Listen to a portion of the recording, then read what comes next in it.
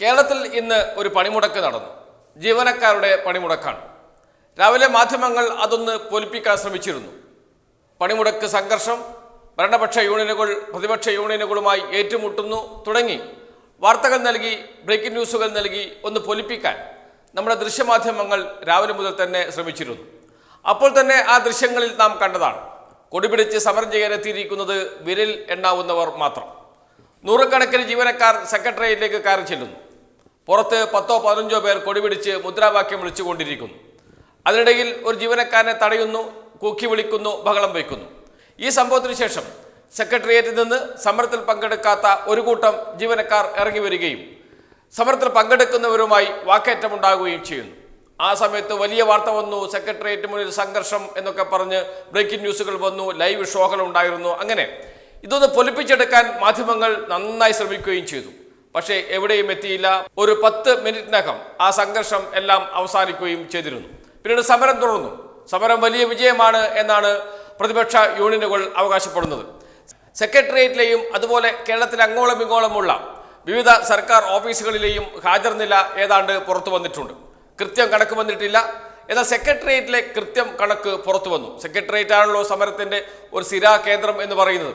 അവിടെയാണ് എല്ലാ യൂണിയനുകളും വിവിധ രൂപത്തിൽ സംഘടനാ പ്രവർത്തനം ശക്തമായി നടത്തുകയും ചെയ്യുന്നത്.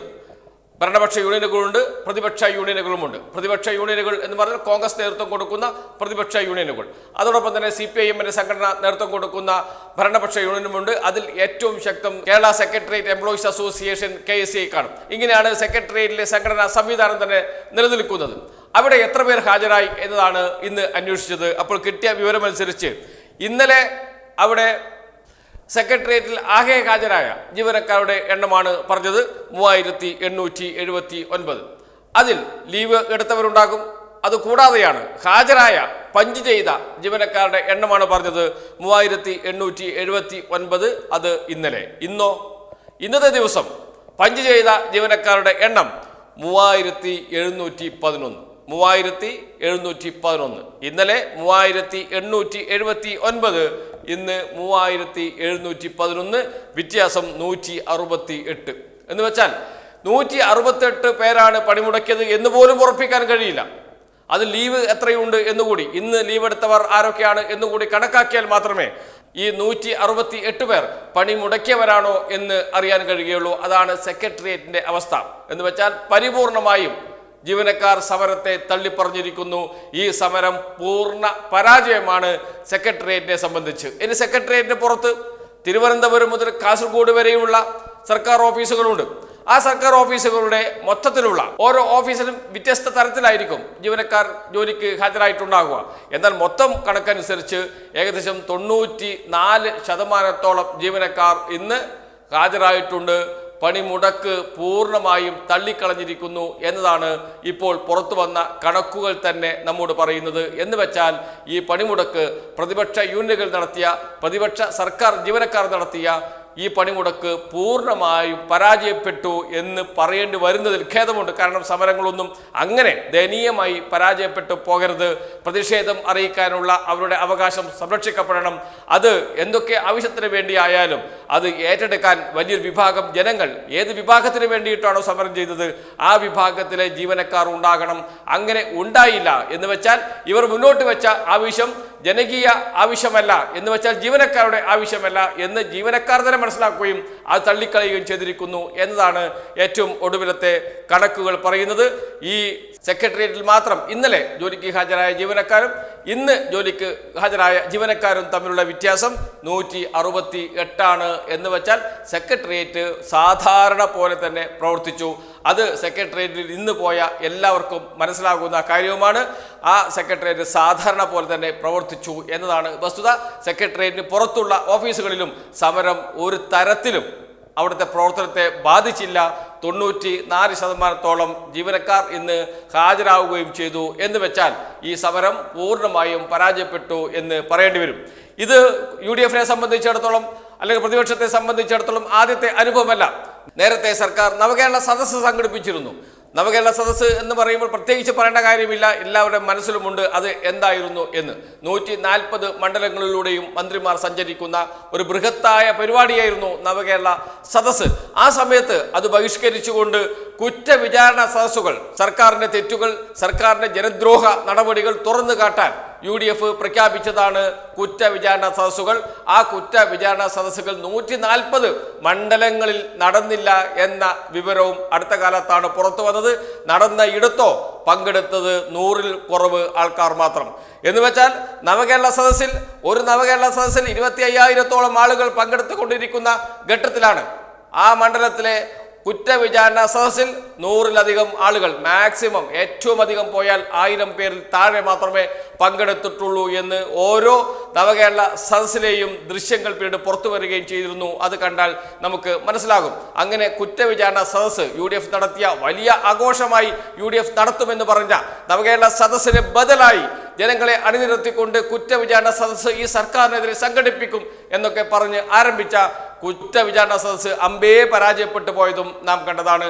അതിനുശേഷമാണ് യൂത്ത് കോൺഗ്രസിന്റെ സമരം. യൂത്ത് കോൺഗ്രസ് നടത്തിയ സമരം ഒരു ചാവേർ സമരമായിരുന്നു തുടക്കത്തിൽ. അതിനുശേഷം യൂത്ത് കോൺഗ്രസ് സെക്രട്ടേറിയറ്റിലേക്ക് നടത്തിയ മാർച്ച് ഒക്കെ നാം കണ്ടതാണ്.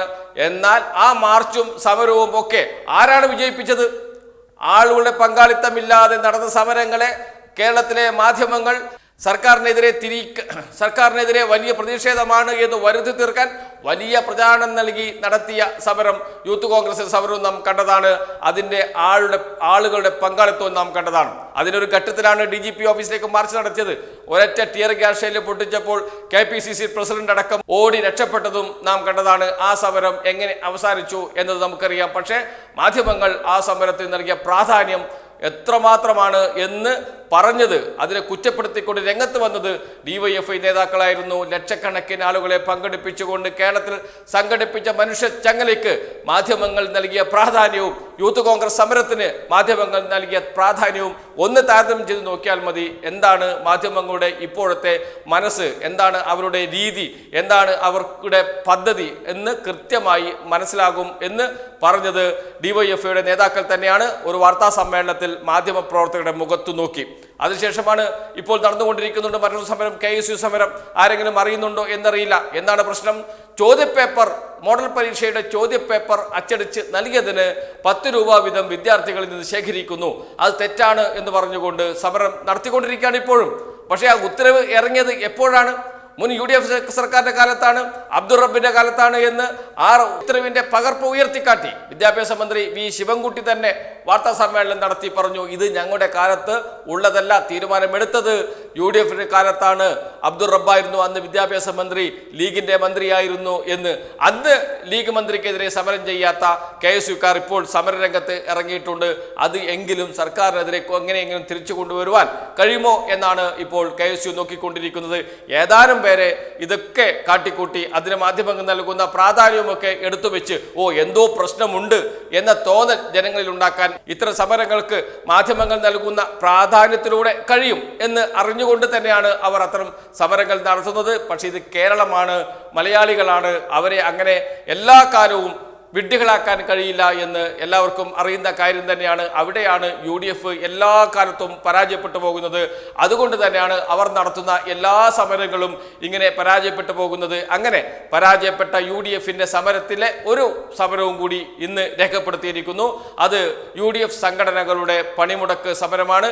ജീവനക്കാരുടെ UDFനെ അനുകൂലിക്കുന്ന കോൺഗ്രസിനെയും മറ്റ് സംഘടനകളെയും UDFിലെ സംഘടനകളെയും അനുകൂലിക്കുന്ന അവരുടെ പോഷക സംഘടനയായി പ്രവർത്തിക്കുന്ന സർക്കാർ ജീവനക്കാരുടെ അധ്യാപകരുടെ സംഘടനയുടെ പരാജയം, അവരുടെ സമരത്തിൻ്റെ പരാജയം കൂടി ഇന്ന് രേഖപ്പെടുത്തിയിരിക്കുന്നു. അത് അവസാനത്തേതാകില്ല.